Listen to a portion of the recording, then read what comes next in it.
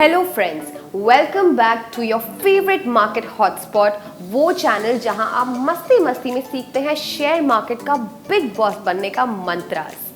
आज हमारी market chit chat का फोकस होगा शेयर्स एंड डिबेंचर्स। जब भी कहीं शेयर बाजार की बात होती है तो शेयर्स और डिबेंचर्स का जिक्र हो ही जाता है। हाँ, शेयर्स का नाम आप ज्यादा सुनते होंगे और डिबेंचर्स का थोड़ा कम। क्या शेयर्स और डिबेंचर्स एक ही होते हैं? Answer is a big no. आइए जानते हैं कि what is the difference between the to.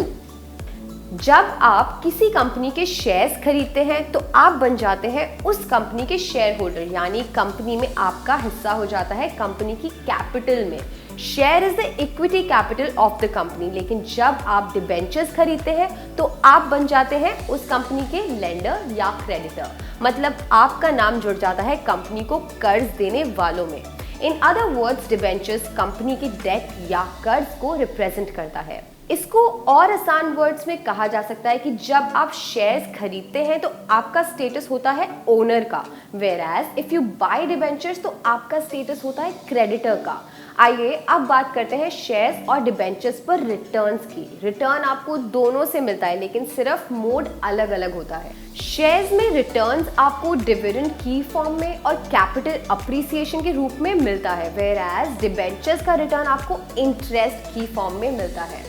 ध्यान रहे, कंपनी आपको डिविडेंड देती है अपने प्रॉफिट में से, यानी कंपनी को फायदा होगा तो आपको शेयर होल्डर के रूप में डिविडेंड मिलेगा। और यूजुअली जब कंपनी को लॉस होता है तब शेयर होल्डर्स को डिविडेंड नहीं मिलता है। लेकिन अगर आप डिबेंचर होल्डर हैं तो कंपनी को आपको इंटरेस्ट पे करना ही पड़ता है, चाहे प्रॉफिट हो या फिर चाहे लॉस।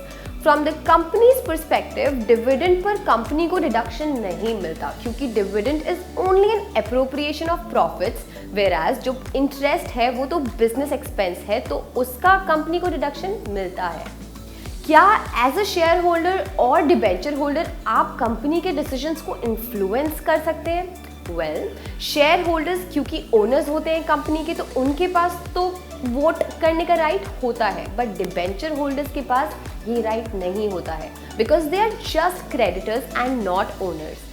अब जानते हैं कि अगर कंपनी वाइंडिंग अप स्टेज पर आ जाती है तो शेयर होल्डर्स और डिबेंचर होल्डर्स पर क्या असर पड़ सकता है। अगर आप शेयर होल्डर हो तो आपको पैसा मिलेगा कंपनी की सब लायबिलिटीज पे करने के बाद, क्योंकि as a shareholder your status is that you are an owner.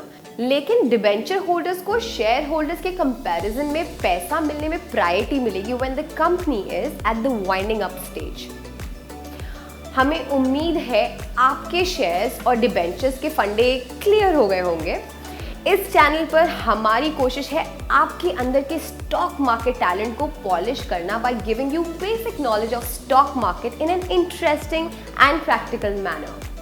आज के लिए इतना ही, बट फ्रेंड्स, अगर आपको हमारा वीडियो पसंद आया तो आपको पता है क्या करना है। लाइक करें and spread the knowledge by sharing it with friends and relatives. And just remember, अगर बनना है ट्रेड स्मार्ट तो आपको जुड़ना है हमारे साथ।